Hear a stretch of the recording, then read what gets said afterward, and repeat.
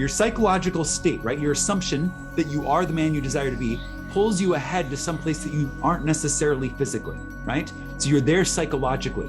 Then your senses, right, which are kind of your links or your anchors in the 3D world, 3D physical world, will pull you back, right? All right, welcome back to another episode of Daily Neville. I am your host, Josiah Brandt, and Daily Neville is a daily show all about breaking down the teachings of Neville Goddard, making them easy to understand, easy to apply in 20 minutes or less. Today, we are continuing with The Power of Awareness, and this is Chapter 9. And Chapter 9 is titled, Preparing Your Place. And all mine are thine, and thine are mine. John 17:10. Thrust in thy sickle and reap, for the time is come for thee to reap, for the harvest of the earth is ripe. Revelations 14:15. Neville writes, all is yours. Do not go seeking for that which you are. Appropriate it, claim it, assume it. Everything depends upon your concept of yourself.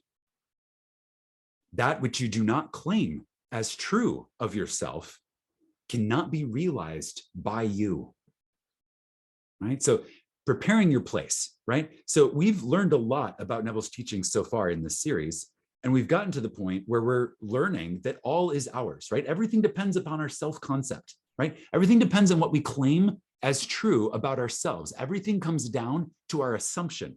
And Neville says, do not go seeking for that which you are, right? Because you are already the man, the woman, the human that you desire to be. It's already in there. You've already got everything you're looking for. All that you're looking for, all that you're seeking is within.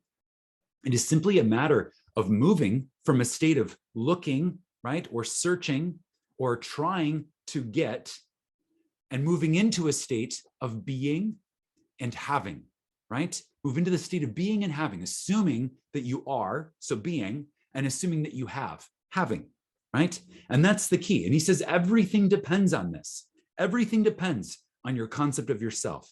And what you do not claim is true of yourself, you will never realize, right? You must claim that it is true of yourself in order to be able to realize it. This is the secret of consciousness. Only what consciousness is aware of can be real and experienced by consciousness. Neville writes, the promise is, whosoever hath, to him it shall be given, and he shall have more abundance. But whosoever hath not, from him shall be taken away, even that which he seemeth to have. Now, I remember as a child listening to this Bible verse and finding it very confusing.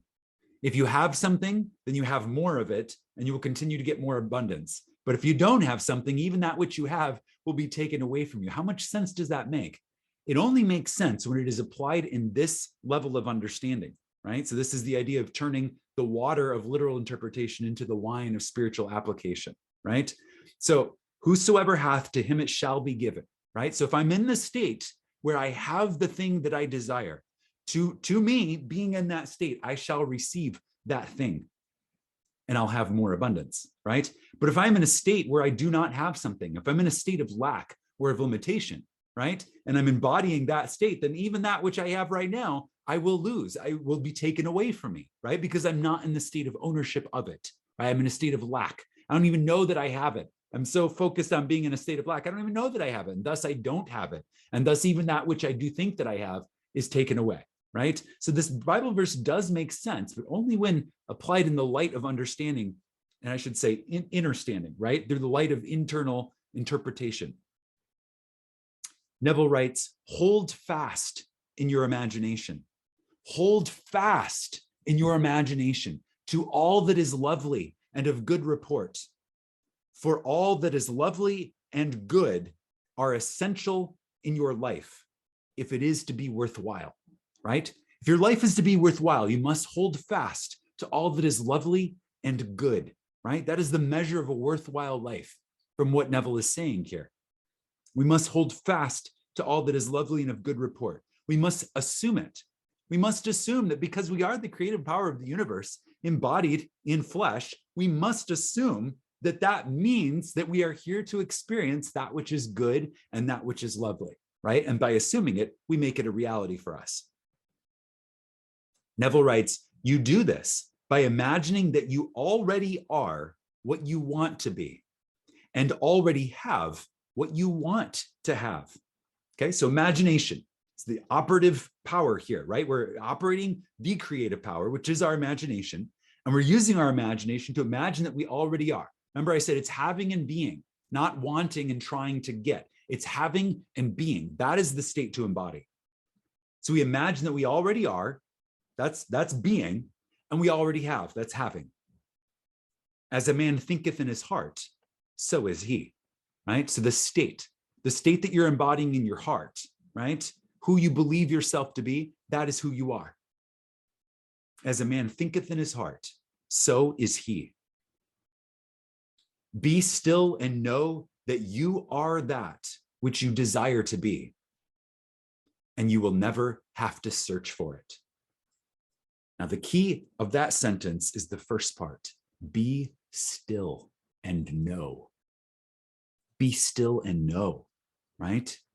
The busyness of the external world will distract us from this state, but we must be still and know. We must rest in the Lord, right? Rest in the desired state, rest in knowing that we are what we desire to be.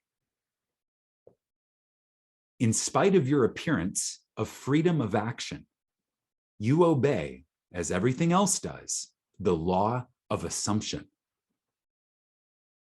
Whatever you may think of the question of free will, the truth is your experiences throughout your life are determined by your assumptions, whether conscious or unconscious. We're all making assumptions all of the time about everything, right? Some of these assumptions are consciously made, consciously assumed. Others of these assumptions are unconsciously made or unconsciously assumed. But whatever we think is true for us about free will, Neville says the real truth is that our experiences throughout life are determined by our assumptions. Now, we talked about this at length in the episode titled Assumptions, right? We talked about the power of assumptions. Neville writes, an assumption builds a bridge of incidents that lead inevitably to the fulfillment of itself, right? Now, this I can think of so many examples from my own personal life of how this is true. An assumption builds a bridge of incidents, right? So you can begin to assume, right, that you have a certain skill set. And next thing you know, you start to research how to cultivate that skill set further. Next thing you know, you're looking at schools for that skill set, right? Next thing you know, you're enrolled in a school for that skill set. Maybe you traveled across the country, right, to explore this skill set. And next thing you know, you assume that you're pretty good at it, right? So you start looking for jobs that will acknowledge, allow you to apply and acknowledge your skill set, right? And so next thing you know, you are professionally a person who uses that skill set and is paid to apply that skill set. And where did it all start? It all began with an assumption. It all began with an assumption. And now your entire life has been shaped by what started as this tiny little seed of an assumption. An assumption builds a bridge of incidents that lead inevitably to the fulfillment of itself. Man believes the future to be the natural development of the past. But the law of assumption clearly shows that this is not the case, right? So he's saying the future did not come as a natural development of the past. No, the future actually was shaped by your assumptions, right? So Neville says your assumption places you psychologically where you are not physically. Then your senses pull you back from where you were psychologically to where you are physically, right? Okay, so your psychological state, right? Your assumption that you are the man you desire to be pulls you ahead to some place that you aren't necessarily physically, right? So you're there psychologically. Then your senses, right, which are kind of your links or your anchors in the 3D world, 3D physical world, will pull you back, right? Because psychologically you're over here, then you measure something with your senses, you're like, oh, I'm actually physically here, right? So at this point, you have paved the way, or you've built the bridge psychologically, right? But physically, you're still back here. And then what he says is, when your senses pull you back, from psychologically to where you are physically, it is the psychological forward motions that produce your physical forward motions in time. And he says this is not unique, it's not unique to him saying this. He says precognition permeates all of the scriptures of the world, right? So in order to get from here to there, I have to go there first psychologically. And my movement psychologically predetermines my movement physically, right? Now, this is a mystical secret, right? And something that will reveal itself to you as you sit with this idea. Practice moving somewhere psychologically, and then allow your senses to pull you back physically to where you are physically, and then notice how your psychological forward movement predetermined your physical forward movement. He gives a quote here from John 14:2, 3, and 29. He says, "In my Father's house are many mansions. If it were not so, I would have told you. I go to prepare a place for you. And if I go and prepare a place for you, I will come again and receive you unto myself, that where I am, there you may also be. And now I have told you before it came to pass, that when it is come to pass, you might believe." Now, this is an example of precognition in the Bible. The teaching of precognition, the teaching of this idea of move there psychologically first, prepare your place, prepare your mansion first, and then psychologically, and then allow the physical world, the movements to carry you forward into that psychological place. Neville writes, the I in this quotation is your imagination, right? I go to prepare a place for you. The imagination is preparing the place. The I in this quote is your imagination, which goes into the future, into one of the many mansions. A mansion is a state desired. Telling of an event before it occurs physically is simply feeling yourself into the state desired until it has the tone of reality. You go and prepare a place for yourself by imagining yourself into the feeling of the wish fulfilled.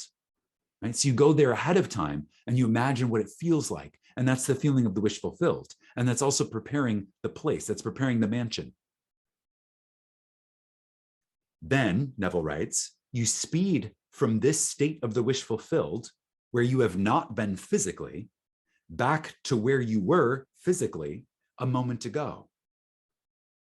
Then, with an irresistible forward movement, you move forward across a series of events to the physical realization of your wish, that where you have been in imagination, there you will be in the flesh also.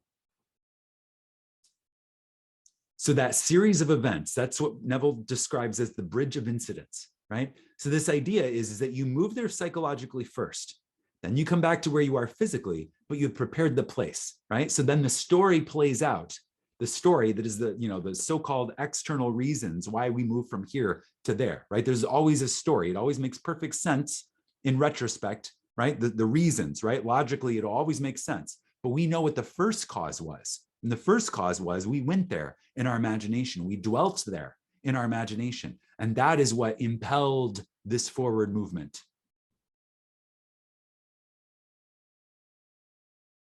Unto the place from whence the rivers come, there they return again. Ecclesiastes 1:7. And that's how Neville concludes this chapter, preparing your place. I have a prompt for you. What are you doing to prepare your place? Are you living in the feeling of the wish fulfilled? Let me know in a comment below. Are you enjoying this? What did you learn today? Right? This is an opportunity to reinforce this for your own consciousness, as well as give a gift to the others who will be reading your comments. Tap the thumbs up button to help other people find these teachings, and make sure you subscribe to this channel so that you get Daily Neville tomorrow. Imagine wisely, my friends, and I'll see you in the next.